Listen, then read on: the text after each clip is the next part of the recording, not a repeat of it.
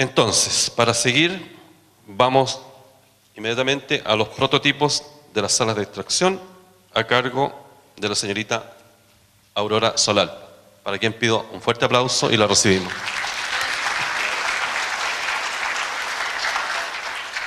Buenos días a todos, les agradezco mucho su presencia. Y como es mi tiempo, les voy a agradecer al doctor la charla que nos dio, que fue muy interesante. Ya no me pueden regañar. Bueno, la experiencia que hoy les quiero compartir es una experiencia que hemos estado desarrollando en México. De manera inicial, quiero comentarles que voy a hablar de algunas salas de extracción con las que hemos trabajado, donde hemos implementado algunos sistemas de inocuidad y calidad. Y también les quiero comentar sobre algunas empresas exitosas mexicanas que han desarrollado varias actividades de inocuidad, pero también de desarrollo de equipos y la forma en que estamos trabajando allá. Les voy a dar un breve recorrido por algunas regiones productoras de México, que incluyen el norte, el centro y el sur de México, para pensar que a lo mejor algunas de estas características pueden estar en Chile. Entonces, muchas gracias por su atención. La siguiente, por favor. Bueno, inicio hablando un poco de México, considerando que es un país que con el recorrido de los años, los últimos 15 años, ha trabajado fuertemente en la implementación de sistemas de reducción de riesgos de contaminación, que no son más que sistemas de reducción de problemas microbiológicos, físicos o químicos en alimentos que son dirigidos al consumo humano. Entonces, México se ha caracterizado por ser un país fuertemente exportador de productos agrícolas, principalmente que enviamos a nuestro país vecino, Estados Unidos, y hace ya varios años se ha trabajado fuertemente en este tipo de esquemas de reducción de riesgos de contaminación, sobre todo en productos como el melón, la sandía, la papaya y bueno, el aguacate, que hay una región muy importante productora en México. Y bueno, indiscutiblemente no quise dejar fuera la miel. Nosotros estamos produciendo alrededor de unos 56,000 toneladas anuales. Más del 50% la exportamos, sobre todo a países europeos, y tenemos algunas variantes en cuanto al consumo. Tenemos una diversidad bastante interesante en mieles. La que sigue, por favor. Y bueno, ahora yo les pongo aquí un mapa que vamos a estar viendo en repetidas ocasiones, sobre todo para ir recordando las regiones. Me interesa colocarles aquí los círculos que están en amarillo, son las zonas productoras de miel. En general en todo el país se produce miel, pero quise resaltar las zonas de mayor producción de miel. Tenemos en la parte norte, lástima que no tengo ¿tendrán de casualidad un puntero o algo así para...? Bueno, la parte norte es donde pueden observar los círculos verdes, ¿no? Con una letra P. En esta región principalmente el país se caracteriza por hacer actividades de polinización o de servicios ambientales de polinización. Hay cultivos de manzana, hay cultivos de muchas cucurbitáceas, entonces tenemos una labor importante. Hay varias empresas, no muchísimas, pero hay dos o tres empresas bastante grandes que se dedican a la polinización. Algunas de ellas hacen polinización en cultivos cerrados, invernadero, y otras hacen polinización en cultivos abiertos. En el norte tenemos una bastante interesante que hace la polinización en cultivos de manzano. Hay una empresa ahí pues bastante grande en cuanto a producción de manzano. Y hacia el centro, conforme vamos bajando, la producción de miel es mucho más preponderante y digamos que la parte donde se encapsula el mayor número de apicultores y de producción de miel está hacia el sur, que es aquel círculo más redondito que está en amarillo. La siguiente, por favor. Entonces, cuando hablamos un poquito en producciones, alrededor de unas 25,000 toneladas se encuentran en el sur. Hacia el norte la producción es menor, pero sí de mieles muy características, monoflorales. Hacia el centro estamos en unas 11,000, 5,000 hacia el Pacífico, y tirando hacia el Golfo estamos con tipos de producciones de miel bastante interesantes también, donde se trabaja mucho con cítricos, con el naranjo, ¿no? Especialmente el naranjo, el limón, y hacia arriba son mieles de tipo mezquite, son de tipo claras, de cristalización mucho más rápida, ¿sí? Y hacia el norte, hacia el sur, cuando hablamos de esas 25,000 toneladas, estamos hablando de mieles que son mucho más líquidas, ¿no? Mucho más con tendencias a ser monoflorales, y casi prácticamente todo lo que tenemos en el sur se va de exportación a Europa, ¿no? La que sigue, por favor. Entonces, bueno, no quiero dejar pasar comentarles que el iniciar o el avanzar en los últimos 10, 15 años en las cuestiones de inocuidad ha sido muy importante porque, como podrán ver, el consumo per cápita es bajito, estamos sobre unos 360 gramos, me comentaban que por aquí andan como en unos 120, 130. Sin embargo, prácticamente dependemos de la exportación, ¿no? Se han hecho propuestas bien interesantes para incrementar el consumo de la miel. Estamos en eso, se está trabajando en eso, va bastante bien, pero sigue siendo el consumo bajo si comparamos con países como países asiáticos o países europeos, pues sí vemos que el consumo está muy, pero muy por encima, ¿no?, de lo que regularmente tenemos en México. ¿La que sigue?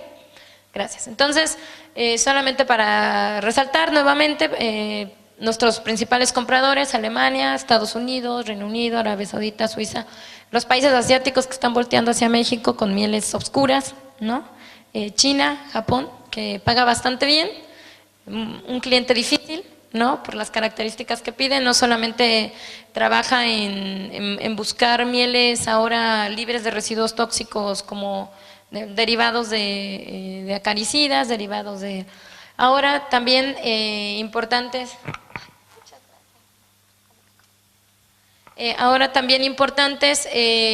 para los asiáticos, las cuestiones microbiológicas, ¿no? Están bastante interesados en todo lo que es bacterias que pueden causar problemas como botulismo infantil. Entonces son clientes interesantes que pagan muy bien, pero que sí tienen requisitos sanitarios bien importantes. La que sigue, por favor.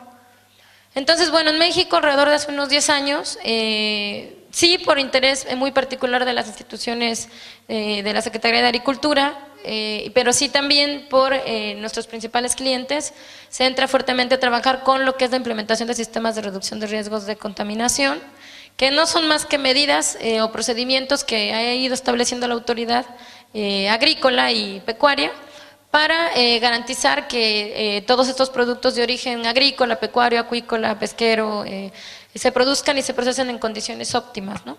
La que sigue, por favor. Entonces, nosotros a nivel nacional, quiero compartirles que tenemos una ley de salud animal, hace unos 2 años ya bastante activa, bastante con trabajos de implementación. Esto aplica para todo el sector agropecuario, o sea, la ley de salud animal aplica para el sector agropecuario. Se han establecido también hace varios años unos manuales de buenas prácticas, ¿no?, que son una guía que tiene lineamientos que son útiles para que los apicultores, los productores de leche, los productores agrícolas puedan ir implementando esas buenas prácticas en los primeros eslabones de la cadena y también en los eslabones de procesamiento de alimentos. Obviamente nos han establecido también formatos oficiales porque estamos trabajando fuerte con la cuestión de trazabilidad. Y tenemos un laboratorio, bueno, son 2 laboratorios, digamos, acreditados, que pueden hacer pruebas de laboratorio para la evaluación de residuos tóxicos en miel. Y aunque indiscutiblemente seguimos dependiendo mucho de laboratorios extranjeros, sobre todo laboratorios alemanes, no tanto porque no haya existido todavía la capacidad en cuanto a equipo o a profesional técnico, sino porque el mismo comprador pide que se haga una tercería en sus propios laboratorios, ¿no? Entonces es algo que todavía estamos trabajando y haciendo todos los días, ¿no? La que sigue, por favor. Entonces aquí les presento un par de manuales. Estos manuales son los que tenemos actualmente en México. Hace unas 3 semanas nuevamente nos llamaron, estamos ahora trabajando en la nueva revisión de estos manuales. Va a estar bien interesante, ¿no?, porque vamos a hacer varias modificaciones. Esta es la segunda reimpresión, la primera fue como en el 2004, hubo algunas anteriores. Ahorita 2014 el objetivo es lograr una remodelación de estos manuales. Y bueno, este manual prácticamente es lo que ustedes me parece que le dan el nombre de producción limpia, que para nosotros son las buenas prácticas de producción. Aquí rápidamente les comento que nosotros tenemos una norma nacional para el control de varroa. En la norma se establece como baja infestación 5, mediana 10, alta sobre 12 o 15. La realidad es que nosotros ya estamos desde hace varios años trabajando por debajo de esos porcentajes de infestación. Es difícil encontrar todavía apiarios que estén, no sé, en 10, o sea, es realmente extraño. Los hay, pero ya con menor probabilidad. Estamos casi todos trabajando por debajo del 5, aunque para nosotros todavía es bastante alto. Ya las empresas están sobre 1, 2, 3, los apicultores tienen esa conciencia fuerte. También comentarles que nosotros en México tenemos africanización, ¿no? Estamos con es importante decírselos porque cuando ven las colmenas muchas veces me dicen, pero ¿cómo tienes? Tenemos un porcentaje de africanización que va variando dependiendo si estamos en el norte o si estamos en el centro o en el sur del país. En el sur estamos con un porcentaje de africanización más alto. Y bueno, estamos haciendo, en base a una norma también de análisis, donde analizamos sacarosis, loque europeo, loque americano, nosema, solamente vemos nosema, solo algunos laboratorios de universidades trabajan con biología molecular para identificar nosema apis o nosema ceranae. Sin embargo, bueno, sí se hacen conteos de nocemosis. Y bueno, el caso específico de varroa, que es algo intensivo, hay una campaña inclusive en cada uno de los estados que tiene que trabajar fuertemente. Eso es parte de las buenas prácticas de producción y muchos otros lineamientos que tienen que ver más bien con levantamiento de colmena, equipo de, vaya que los apicultores entren con todo su equipo completo al apiario, que establezcan formatos de trazabilidad. Entonces hasta aquí, bueno, esto ya tiene un recorrido interesante, ya tenemos alrededor de unos, yo creo como 15 años trabajando con esta parte de buenas prácticas y cada uno de los estados, o no sé, aquí sería como una provincia, si lo digo bien, cuenta con un médico veterinario autorizado para ir a verificar si esos apiarios, esas colmenas cuentan con esas buenas prácticas, se aprueban. La revisión física de la colmena, más la evaluación de la varroa, más cierto tipo de manejos particulares, se aprueban y entonces se les emite un reconocimiento al apicultor. Ese reconocimiento solamente dura un año, tiene una vigencia de un año. Y en el caso particular de las buenas prácticas, que es algo en lo que vamos a ahondar mucho más en esta charla, es un certificado que también se emite por un año y que prácticamente trabajan los apicultores que tienen salas de extracción, de acopio, de envasado y en muchos casos de exportación. Particularmente para quienes exportan, de manera obligatoria tienen que cumplir con estas buenas prácticas de manejo y envasado de la miel. Si no las tienen, no pueden exportar, por lo menos a los países europeos. Y bueno, Estados Unidos va con la misma tendencia. Nosotros decíamos que Estados Unidos te permitía exportar todo lo que los demás no querían. Ahora ya no. En Estados Unidos, con su nueva ley de inocuidad, lleva las mismas tendencias exactamente que los europeos. Entonces, no podemos prácticamente dejar eso ya afuera. Estados Unidos tomó una técnica diferente. En lugar de aplicar directamente las auditorías al país comprador, lo que está haciendo es darle toda la responsabilidad a su importador. Entonces, por consiguiente, nosotros ahora tenemos visitas directas del importador en las plantas de proceso para verificar que se cumpla con los requisitos nacionales, y si se cumple, entonces el comprador mantiene su estatus como un comprador. Si no se cumple, simplemente no lleva el producto, ¿no? ¿La que sigue, por favor? Entonces, ¿pero cómo se ha venido avanzando? Bueno, resulta que hace unos 10 años, quienes hacían la verificación de todas las plantas de proceso tenía que ser personal de la misma secretaría, entonces resultaba complicado, ¿no? Porque eran muchos apicultores, era complicado que la propia secretaría tuviera todo el personal para estar todo el tiempo asistiendo a las plantas de proceso, a aprobarlas, a dar vistos buenos y aún así verificarlas o hacer procesos de recertificación. Entonces, hace alrededor de unos 4 años, la Secretaría saca una formación a la que le llamó tercer especialista. Ellos mismos formaron algunos médicos veterinarios. Solamente por la ley de salud animal está permitido que participen veterinarios, médicos veterinarios. Entonces, esos médicos pasaron por varias pruebas, ellos hicieron varias evaluaciones, ahí colaboramos en muchos casos en la formación de ellos. Se emite prácticamente un padrón y entonces las empresas que quieren ser evaluadas en buenas prácticas de manejo tienen que recurrir a mandar su solicitud a la Secretaría de Agricultura. De ahí el Servicio Nacional emite el padrón, la misma empresa tiene que solicitar o adquirir un un médico veterinario especialista, el que sigue, por favor. Y de ahí, entonces, este médico veterinario va a evaluar las plantas. Entonces, hasta ahí es una breve introducción de lo que pasa normativamente hablando en México. Ahora, el éxito de la certificación de esas plantas para implementarlas, el modelo de una planta de prototipo, no solamente está en manos de la Secretaría, está en manos del productor, en manos de la elección de un buen equipo o maquinaria para hacer todo el proceso de extracción.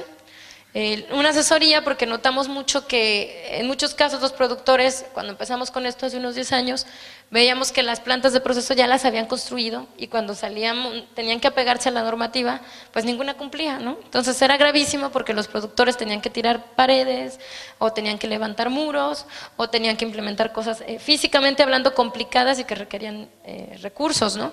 Dinero. Entonces, hoy en día lo que estamos tratando de fomentar es que primero que el productor conozca primero su región y en base a eso defina cuál es el equipo que va a ocupar o maquinaria. Después, obviamente, hay que asesorarle en toda la parte de construcción para poder edificar y equipar.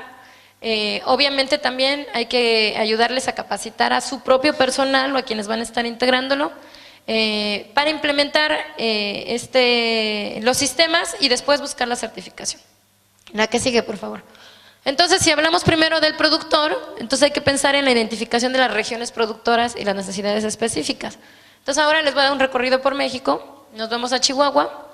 Chihuahua es un estado que está prácticamente aquí, estamos en el norte, pegados con Estados Unidos, ¿no? Es un área seca, árida, en invierno puede haber nieve, las tuberías se nos congelan, ¿no? Y en temporadas de verano podemos estar en 38 grados, 35 grados, secos, con tendencias al desierto. ¿Ok? La que sigue, por favor.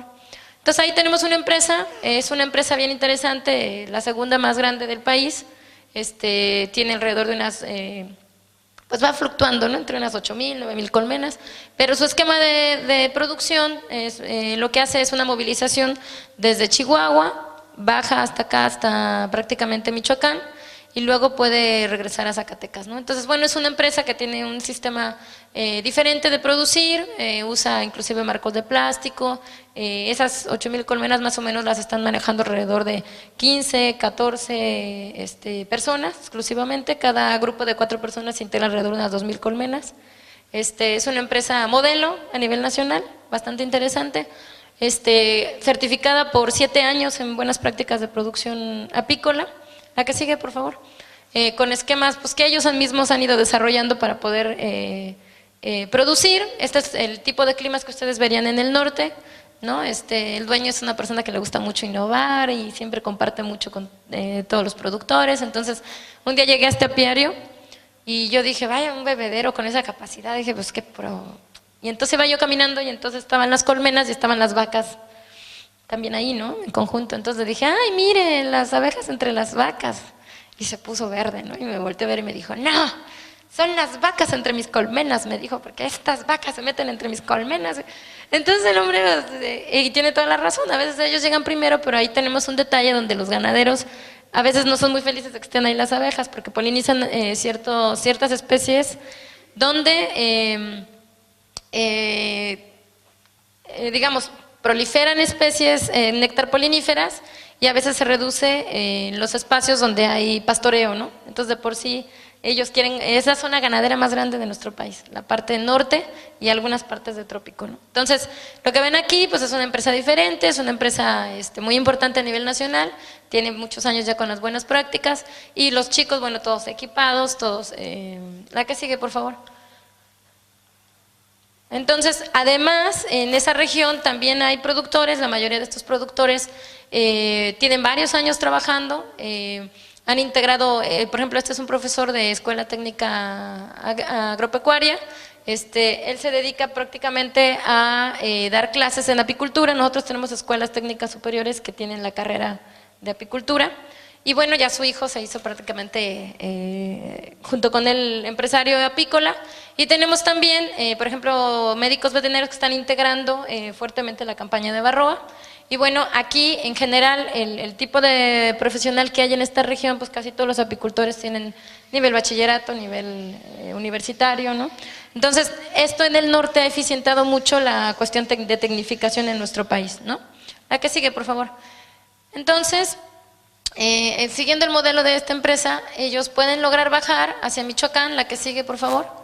Y entonces les voy a dar aquí un esquema para que más o menos puedan ver lo que les están pidiendo en trazabilidad.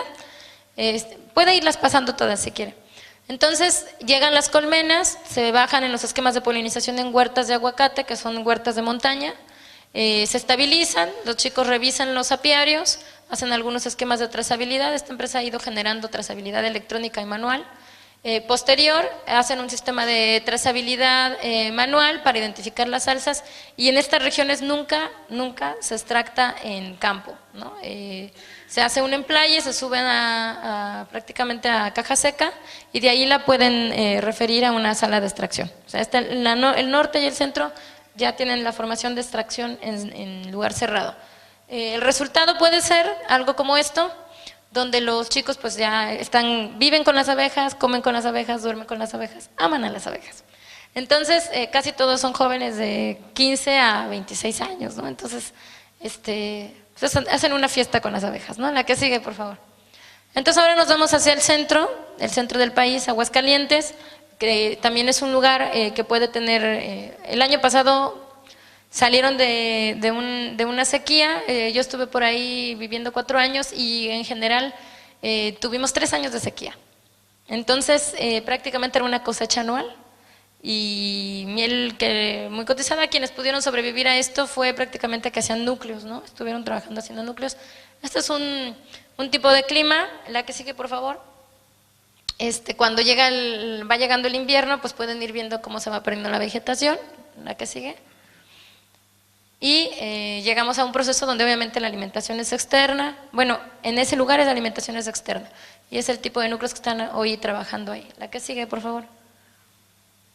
Hay un interesante cambio de cera, que es algo que hemos estado promoviendo a nivel nacional fuertemente. En toda la nación estamos haciendo. Están haciendo cambios ahí les puse una reina chilena que anda por México. Entonces, la que sigue está bien. Tenemos apicultores que tienen varios años trabajando y que han ido adaptándose a cambios interesantes. En la mayoría de ellos tenemos sus hijos participando en labores de innovación. El porcentaje de infestación aquí es más bajo en Barroa, y la africanización también es más bajita. Ellos pueden trabajar sin guantes, pueden hacer una labor diferente a la del sur. La que sigue, por favor. Hacen recambio de reinas, ¿no? Que es algo que nos ha costado trabajo hacer en el sur, en el centro y en el norte es algo común. Otro ejemplo que les doy es Guanajuato. Guanajuato está aquí, ¿no? Aquí tenemos apicultores más chiquitos, tenemos apicultores que pueden tener de 20 a 50 o 300 colmenas, apicultores muy cercanos a sus colmenas, ¿no? La que sigue, por favor.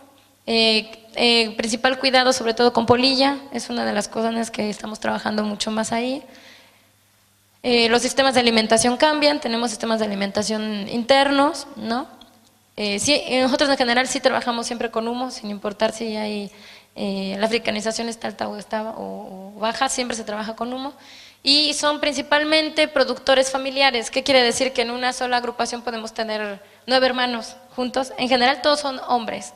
Es no muy común encontrar apicultoras mujeres, más en el centro y en el norte todavía hay, sí hay.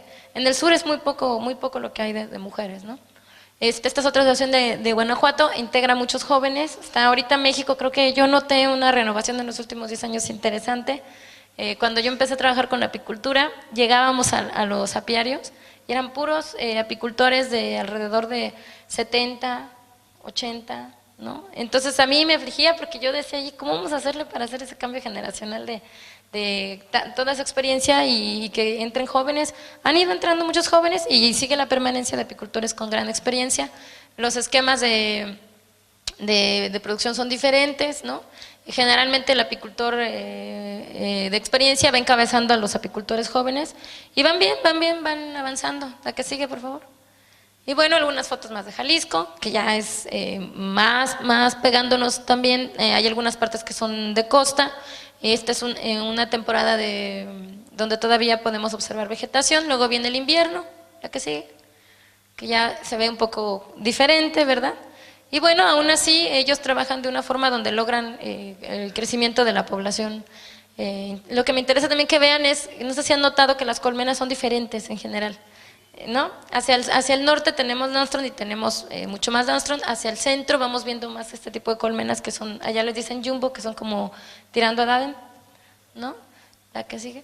Esta es una huasteca que está aquí, está por aquí pegadito al Golfo, pertenece al estado de Hidalgo. La que sigue, por favor.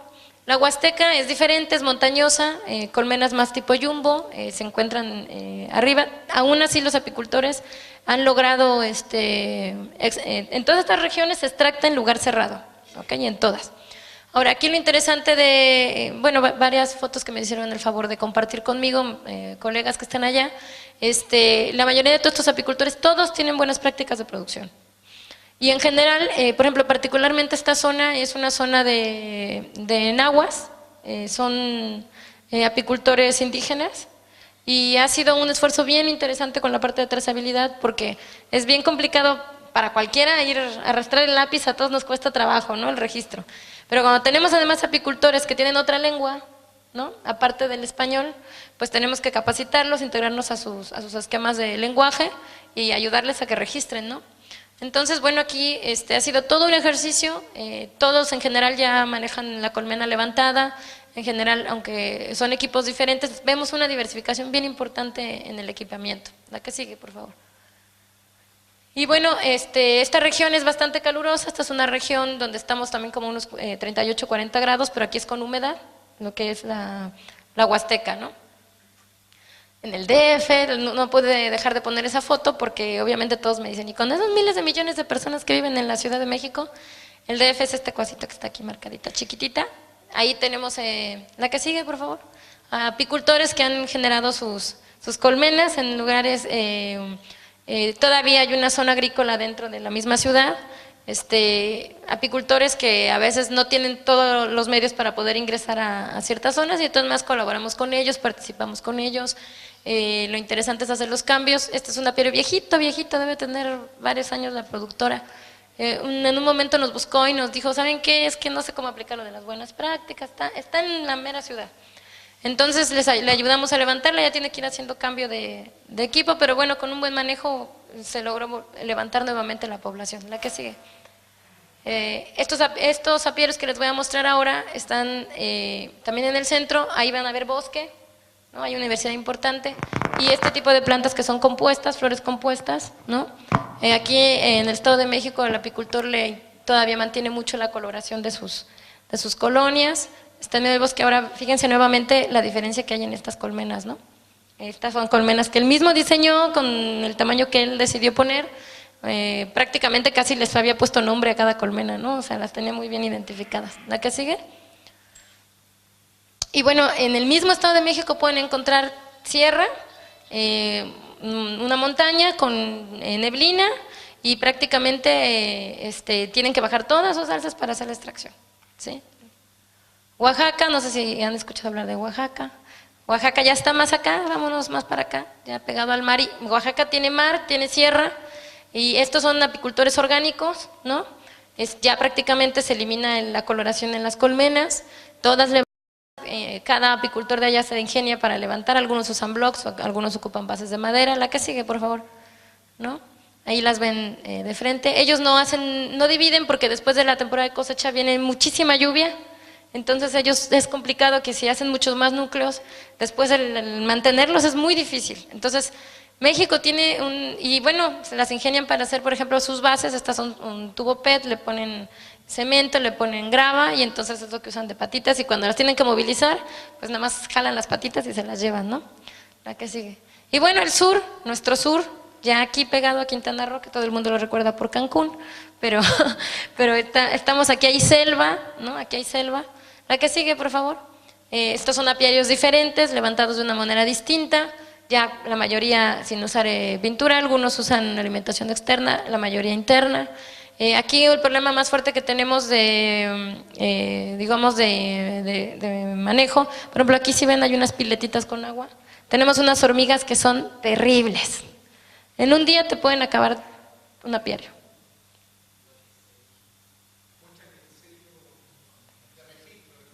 Bueno, eso ahorita más adelantito lo voy a platicar eso. El detalle es, en estos casos, también tenemos puros apicultores mayas. Aquí la lengua es maya, la escritura generalmente no es a veces muy usada. Son apicultores que hacen transferencia oral de la lengua. Entonces también la cuestión de la trazabilidad tiene su detalle, ¿no? También.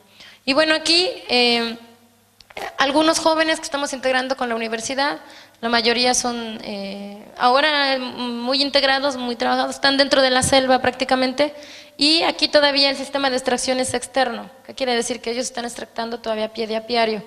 Ya ponen algunas telas y todo esto, pero es complicado porque al estar en medio de selvas, el ingreso a campos a cosechas no existe. Entonces, el interés de esto es que sepan, la que sigue por favor es, hay que hacer un alto e identificar el análisis de cómo está el apicultor dependiendo de su región. A mí a veces me hablan y me dicen, es que quiero poner una sala de extracción con tantos tanques. Entonces a veces ellos mismos no han hecho un análisis de en su región qué necesitan. Y eso es algo que hace falta y que cuando a mí me invitaron a venir les dije, es que antes de que me pregunten qué tanque van a poner y cómo tiene que ser la planta, lo primero es que analicen cómo están ustedes, o sea, en qué región están, qué tipo de miel tienen, si es una miel líquida, si es una miel de cristalización rápida, ¿no? A quién le van a vender, si van a vender en frasco, si van a vender en barril. Y una vez que conocemos todo este esquema de procesamiento, en ese momento nosotros podemos decir, bueno, a ver, ahora sí vamos a pensar en qué tipo de equipo necesitan, ¿no? Entonces, bajo estas características que ya les di como introductorias de México, entonces sigue, después de que tengamos la base de la región, el tipo de miel, el sistema de producción, la profesionalización también de los mismos apicultores, el tipo de colmena, porque como vieron hay una variedad de colmenas bastante interesante, hay que ver también la productividad que se espera, ¿no?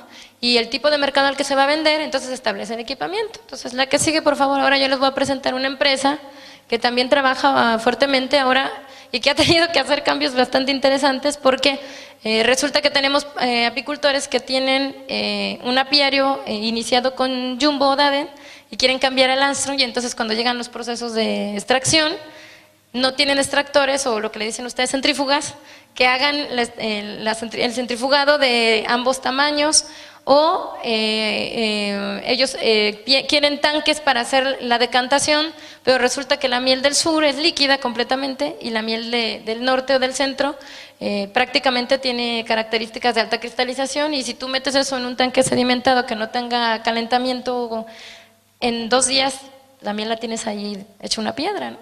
Entonces, esta empresa, bueno, ha trabajado fuertemente en esta labor, tiene que ir moviéndose en las regiones, trabaja con equipo de acero inoxidable grado alimentario. La que sigue, por favor. Ha logrado ir estableciendo en los últimos años un esquema de entrega inmediata, que es algo que con el productor hemos logrado hacer una alianza bien interesante, armando algo a lo que le hemos llamado proyectos como llave en mano, ¿no? O sea que se trabaja con el apicultor, identificamos primero sus regiones, vamos a ver cómo es su producción. Después entonces tenemos que ver qué sistemas de equipamiento se tienen que poner. El apicultor decide a quién le compra, ¿no? Y con quién trabaja. Lo importante es que sepa que tiene que tener para cuestiones de inocuidad equipo de acero inoxidable grado alimentario, ¿no? La que sigue, por favor. Que tengan la capacidad, dependiendo del apicultor, si es un apicultor chiquito, pues tendrá que usar a lo mejor extractores pequeñitos, ¿no? Algo que ha sido importante y que se ha promovido mucho en las empresas de equipo en México, hay una variedad increíble, es la atención directa al productor para que él pueda ir identificando qué es lo que necesita. O sea, hemos tratado de hacer mucha, digamos, conciencia en este tipo de empresas, que no es nada más vender por vender, sino que se necesita que el apicultor tenga la conciencia de cuál va a ser su capacidad y en base a eso el equipo que va a adquirir, ¿no? La que sigue. Entonces, pues estas fotos me hicieron el favor ellos de facilitármelas, ¿no? Una empresa que ha trabajado muy fuerte, tiene una variabilidad increíble de equipos, y le ha ido bastante bien y pues es muy cercana a los apicultores, ¿no? También se ha trabajado en estabilizar o mejorar. Hay algunas regiones productivas que sí trabajan en la cuestión del valor agregado, ¿no? en productos derivados de la colmena, o sea, no solamente la miel, sino otros productos derivados de la colmena, y donde se ha ido pues fortaleciendo que también apliquen buenas prácticas. Este año, en la revisión de los manuales, vamos a trabajar también en que dentro de los manuales de buenas prácticas se integre el polen, se integre el propóleo, aparte de la miel se integra la jalea, ¿no? Y bueno, algo que también ha sido importante, que ahorita ellos están trabajando fuertemente en México, es las líneas de proceso de cera. Estamos fomentando mucho que el apicultor haga recambio de cera, que no mezcle la cera de opérculo con la cera de bastidores antiguos. Se está haciendo un impulso bien fuerte para que ellos determinen o se den cuenta de la cantidad de residuos que pueden quedarse en la cera, no solamente con cuestiones de tipo residual por tratamientos químicos, sino las cuestiones como las que hablaba el doctor de sanidad, ¿no? O sea, tenemos un montón de mezclas de cera y se les olvida a veces esa parte que es bien importante. Entonces ahora lo que están haciendo estas líneas de proceso es trabajar en ceras individuales, ¿no? Antes hacían maquila de cera y se mezclaban las ceras, ahora cada apicultor está haciendo el separado de sus líneas de cera, y inclusive ellos han ido adquiriendo sus propias líneas para ellos mismos procesar su cera, ¿no? La que sigue, por favor. Bueno, la que sigue. Entonces, bueno, hasta ahí, digamos que el apicultor dice, bueno, ya sé mi zona, ya conocí mi región, ya sé cómo es mi miel, ya pensé más o menos qué tipo de equipamiento requiero, pero hasta ahí yo les digo, no construyas todavía. ¿Qué tienes que hacer? Construir sin realizar, no construir sin realizar los planos, ¿no? En el caso de México hemos fomentado mucho que primero antes hagan lo que quieran en el papel. El papel soporta todo, soporta paredes, soporta puertas, soporta lo que quieran. Pero no construir, hay que conocer las colindancias de los terrenos, ¿no? Las vías de acceso, porque luego deciden que van a construir en una punta de un cerro y resulta que empiezan a construir y cuando terminan no hay agua, no hay luz, no hay manera de cómo ingresar con camiones o con coches al lugar. Entonces ahí es súper triste, nos ha tocado un montón de casos donde invierten el doble de lo que construyeron en planta, lo invierten en meter la luz, ¿no? O lo invierten en hacer una vía de acceso. Otra cosa más, por dónde entran y salen los residuos, o sea, afortunadamente las áreas de proceso de la miel son bastante limpias, o sea, no tenemos problemas como si fuera carne, ¿no? Que hay que ver qué haces con el excremento, con la sangre, con la pluma, si es que son aves, con los huesos, si son bovinos. Aquí no, aquí tenemos agua, cera y lo que podemos ocupar de papel en prácticamente para uso higiénico, ¿no? Del personal. Entonces hay que ver también los sistemas de abastecimiento hidráulico y sanitario. Entonces es una recomendación que yo les hago cuando vayan a hacer una planta, antes de que se pongan a construir, definan muy bien por dónde va a entrar el agua, por dónde va a salir, si es un agua de pozo, si es un agua potable, o sea, es muy importante todo eso, ¿no? La que sigue, por favor.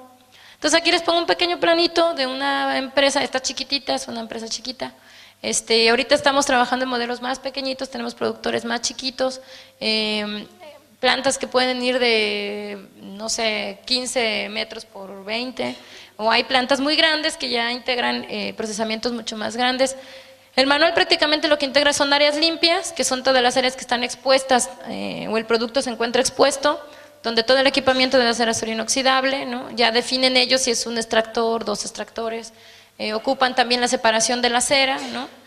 Por ejemplo, esta planta, decidió el dueño que no quería poner almacenes de alzas, entonces él llega, descarga sus alzas, o llega con los bastidores, que aquí me parece que le dicen cuadros o marcos, hacen la extracción y luego salen por este lado, las cargan y tienen sus tanques de decantación, ¿no?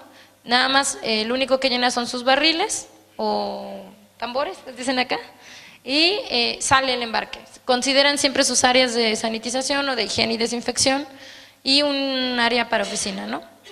Entonces, el hecho de certificar una planta no tiene que ver con que sea muy grande, puede ser chiquitita o puede ser grande. La que sigue, por favor.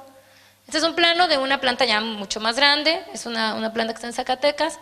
Por ejemplo, aquí tenemos 2 flujos. Oficialmente, para que una planta pueda ser certificada en México, tenemos que tener el flujo del personal, el flujo del producto, o sea, por dónde va a entrar la miel, por dónde va a salir, igual el personal por dónde entra, por dónde sale, la distribución de áreas, si es un área limpia, ¿no? Si es un área sucia. Esta es una planta bastante grande, prácticamente esta planta que les enseño es la que se encarga de extractar las salsas estas que les mostré al inicio, que vienen de Chihuahua y que llenan todo, llegan a Michoacán. Esta es esta planta. La que sigue, por favor. Entonces, después de que tenemos los planos, ahora sí, las empresas se dedican a construir, entonces ahí estamos pegaditos con ellas y decimos, bueno, a ver, vamos a ver el terreno, que tenga las condiciones necesarias, entonces hay que estar todos los días ahí cerquitas con ellos viendo la edificación. Esta es una planta que es grande, pero bueno, es una planta que está en Aguascalientes, la que sigue, por favor. Fuimos poco a poco haciendo la construcción, todo el tiempo de manera cercana con ellos, y a la par que estábamos haciendo la construcción y que estábamos haciendo la autorización de planos, nosotros fuimos haciendo la capacitación del personal. La que sigue, por favor. Entonces, yo les comentaba que habíamos tenido aquí 3 años de sequía y de repente nos llovió y nos llovió bien fuerte. Y estábamos justo poniendo lo que eran los concretos, ¿no?, en el pavimento, y llovió y nos quedamos 3 días viendo que se absorbiera el agua. Y ya que logramos que se absorbiera, bueno, pues ya finalmente, la que sigue, por favor. Quedaron los andenes, quedaron los lugares ya. Esta es la plantita que tiene el plano anterior, donde ahí ellos extractan todas sus salsas, ¿no? La que sigue. Ahora viene el reto, ¿no? O sea, no se asusten porque luego me dicen, ay, es que están muy grandes las plantas, ¿no? Bueno, las plantas son grandes, pero la realidad es que estas plantas son un modelo nacional. Pero hay muchas plantas con las que estamos trabajando que no son estas, que son más pequeñitas, donde se implementa exactamente lo mismo, ¿okay? Lo mismo. Entonces, lo primero, ahora cuando tenemos que hablar de capacitar, es armar un mapa estratégico para capacitar al personal, que se considere desde el nivel de la gerencia hasta los operarios. Porque eso pasa muy frecuente, que entonces deciden que el gerente es el que se vaya a tomar los talleres, el que se vaya a capacitar en todo lo que es inocuidad, y entonces después cuando les toca la implementación, el gerente no es el que opera, el gerente no es el que carga la miel, no es el que hace las labores de higiene. Entonces, aquí lo más estratégico es el éxito de una planta en programas de inocuidad, no es exclusivamente del gerente o del dueño. El dueño tiene que tener la visión de poder implementarlo con su personal, pero se requiere que el personal sea el que se involucre en los talleres de capacitación. La que sigue, por favor. Entonces, obviamente cuando se va a entrar con estos esquemas se busca una perspectiva financiera, porque obviamente las empresas, pues para obtener este tipo de sistemas dicen, bueno, ¿cuánto más voy a ganar? Y quiero mejorar mi liquidez, ¿no? Otra, la perspectiva de los clientes, o sea, cuando entramos en procesos de inocuidad es mantener los clientes que tenemos más los que queremos adquirir. Luego abajo venía algo sobre la cuestión de inocuidad, lograr la capacitación. ¿Me la regresas una, porfa? Gracias. Que tiene que ver con asegurar la inocuidad durante todo el proceso, optimizar los procesos, porque siempre que hacemos los ejercicios con el personal los optimizamos, desarrollar proveedores, es algo muy importante que se tiene que hacer en los diferentes países. Si nosotros nos vamos a encargar de procesar la miel de 8 personas o de 20 o de 200, tenemos que estar seguros de que los proveedores que nosotros vamos a tener están implementando buenas prácticas y que no van a contaminar una miel del lado, ¿no? Porque si los vamos a procesar en la misma planta, tenemos que tener la certeza de que estamos haciendo un buen manejo, tanto sanitario como en cuestiones de tratamiento y en cuestiones también del manejo higiénico de la miel, ¿no? Y bueno, la parte organizativa, que desde luego tiene que ver con alinear un buen equipo humano, o sea, el capital humano es sumamente importante, y después de todo esto podemos entrar a la integración de sistemas de calidad en las plantas. ¿La que sigue, por favor? Entonces, una vez que ya sabemos qué es lo que necesitamos, las necesidades que tenemos, hay que definir el equipo de trabajo, capacitarlos y luego la parte dura, que es mantenerlos. Porque luego me dicen, bueno, ya los capacitaste, ya fui, qué maravilloso, fui, hice una auditoría de 2 días. No, no, no, no, no. O sea, el éxito de esto es que los mantengamos, o sea, que logremos que el personal no necesite que tú estés ahí. Cuando logramos eso, para mí el mayor éxito de una empresa es que, ok, tú estuviste 1 año con ellos todo el tiempo, ¿no? Pero cuando tú los logras ser independientes y tú te vas y regresas a los 2 meses y los ves haciendo lo mismo, entonces ese es mi equipo, ¿no? Es el equipo que yo dejé, porque no necesito estar ahí. Y eso es algo que es muy importante y muy trascendental en cualquier país y en cualquier planta de cualquier alimento. ¿A qué sigue, por favor? Ahora México pues tiene el esquema fuerte, rotundo en la cuestión de trazabilidad. En la parte esta de trazabilidad, de la primera fase productiva, donde vieron todas las colmenas que estuvimos trabajando, hay un sistema de registro, de trazabilidad, que el apicultor tiene que entrar a un sistema de internet y sacar un número de identificación. Hoy en día estamos tratando de cambiar, además de este esquema, ya no vamos a trabajar solamente con los esquemas clave nacionales, sino que se les va a dar a cada apicultor, van a tener que trabajar con su propia CURP. ¿Qué es la CURP? Es una clave que nos dan a todos los mexicanos desde que nacemos. Es como parte de tu credencial de vida. Entonces ahora, para evitar que haya productores que, ay, perdí mi credencial como apicultor, y entonces se vuelven a meter al sistema, se ingresan otra vez, y de repente ves el padrón y dices, pero caramba, ¿de dónde me salieron el doble de los apicultores que hay a nivel nacional? No, ya no va a poder ser. Estamos en conjunto con la Secretaría de Agricultura, se está armando un sistema donde la propia identificación de la persona en su forma de vida cotidiana va a tener que usarla para dar el rastreo. También hay un sistema de registro que se llama de identificación nacional, donde igual que como una vaca tiene el arete, no sé si aquí ocupen aretes o allá lo están haciendo con las abejas. Entonces ya tenemos varios años con el sistema de un aretado, que es una forma circular plástica que se pone en las colmenas, y estamos tratando de ver si podemos mejorarlo, porque luego para quienes movilizan, pues es un caos, ¿no? Porque luego movilizas y se te cae el arete y tienes que ver que te lo pongan, y el médico es el único responsable que puede ir y ver que sí lo pusiste, ¿no? No lo puede poner el apicultor, comprarlo y ponerlo, no. Tiene que estar el veterinario de la nación, oficial, junto con el apicultor colocándolos, ¿no? Entonces son esquemas que hemos ido avanzando, y tenemos a nivel oficial 3 tipos de trazabilidades. La trazabilidad del apiario, que integra detalles importantes como los que hablaba el doctor hace rato, que es los tratamientos que ocupamos, los tipos de enfermedades que identificamos, cuándo alimentamos y si es posible identificar hasta con qué alimentamos, y los kilos que vamos cosechando. Después tenemos la trazabilidad en las salas de proceso, que son 3 formatos oficiales, que es el de ingreso de la miel, donde integras de dónde viene, cuál es el productor, los kilos que se ingresaron. Tenemos otro que es prácticamente el de laboratorio, ¿no? Esas muestras, esas mieles que se vayan a exportar, se tienen que ir a un laboratorio y se integran junto con los análisis de laboratorio, los resultados, y la final, que es donde tú dices a quién se la estás vendiendo, a dónde se va, ¿no? La que sigue, por favor. Y bueno, ahora por normativa oficial hace 4 años, nosotros ya tenemos implícito en los manuales de buenas prácticas el HACCP, que fue durísimo, durísimo para nuestros apicultores, porque no nos quedamos exclusivamente con esta parte, que es la parte de las buenas prácticas de producción. ¿Qué quiere decir? Que para que nosotros podamos implementar el HACCP, tenemos que tener implementadas las buenas prácticas de producción y las buenas prácticas de manejo. ¿Qué quiere decir? Que para que yo pueda implementar este sistema de inocuidad, lo primero que tengo que tener es implementadas las buenas prácticas de manejo.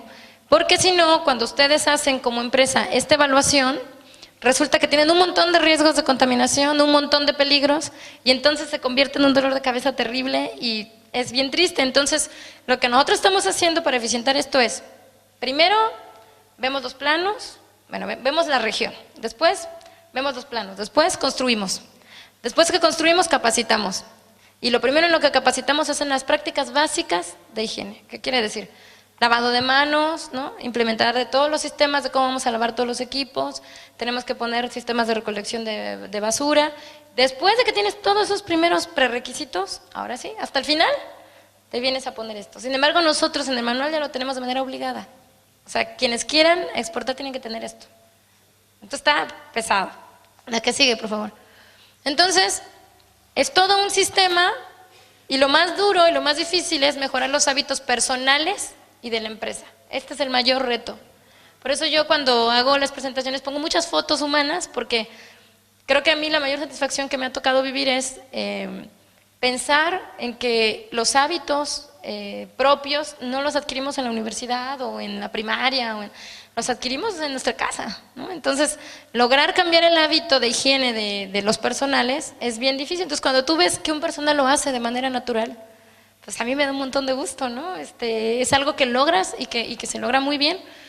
Claro, algo que es bien importante es tratar de tener grupos autodirigidos. Ya no estamos en el siglo pasado, ya no podemos tener el látigo, ya se acabó, ya terminé, casi. Ya no podemos tener el látigo donde el productor o el chico que está trabajando tenga alguien que le esté diciendo, lámate las manos, tira el chicle, No, tenemos que hacer grupos autodirigidos, ¿no? ¿Qué quiere decir? Donde los chavos no necesiten tener a la cabeza ahí pegándoles todos los días, ¿no? Hacerlos independientes. La que sigue, por favor. Entonces, bueno, estos son algunos programas que nosotros tenemos que establecer. Como les dije, eliminación de desechos, el control de fauna nociva, la higiene del personal, el programa de recolección de producto, que es muy importante para países europeos, y los programas de capacitación. La que sigue, por favor.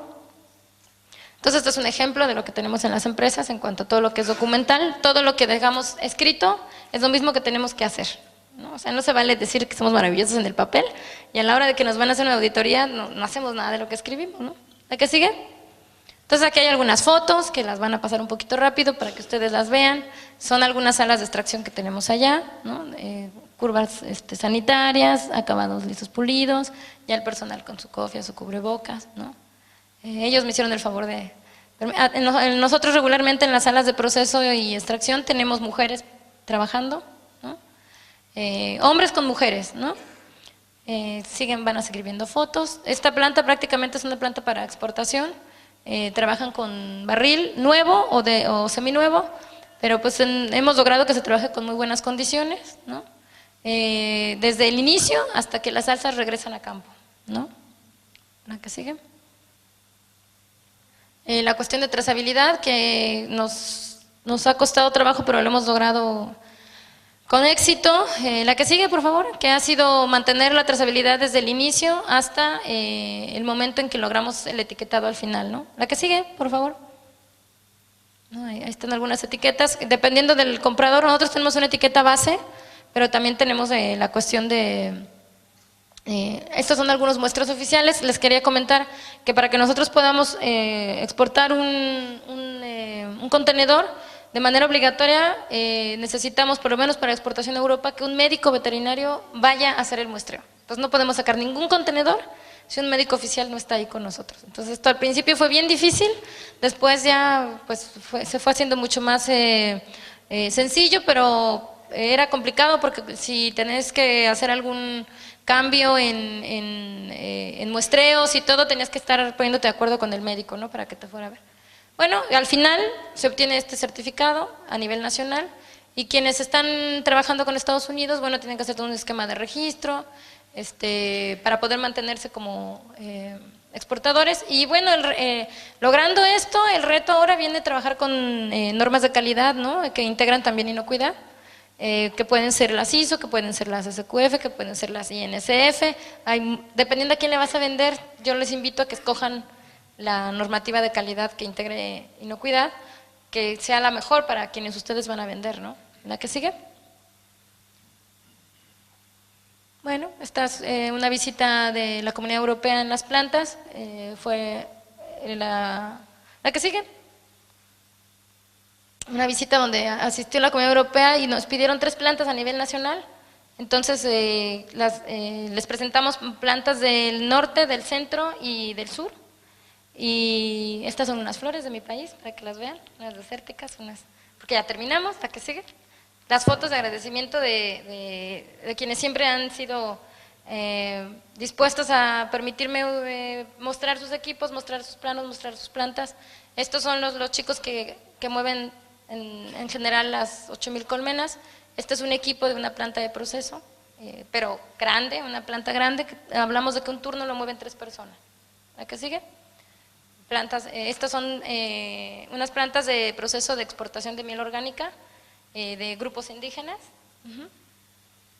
Y bueno, agradecer también a la empresa de equipos que siempre han sido muy dispuestos a contribuir con el apicultor. Estos son un stand que se generó en Argentina. ¿La que sigue?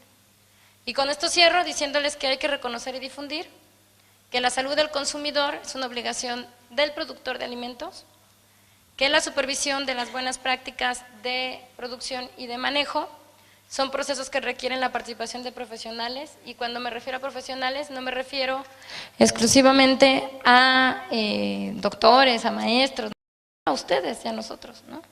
Tenemos la responsabilidad de comprometernos, capacitándonos y sabiendo nueva información que podemos integrar en nuestros procesos, ¿no? Y obviamente promover y sensibilizar a todos nuestros productores, procesadores, consumidores sobre la necesidad de minimizar los riesgos de contaminación, ¿no? Entonces, esta fue una mirada de México. Espero que les haya servido, ojalá que algo puedan integrar a su país. Muchas gracias.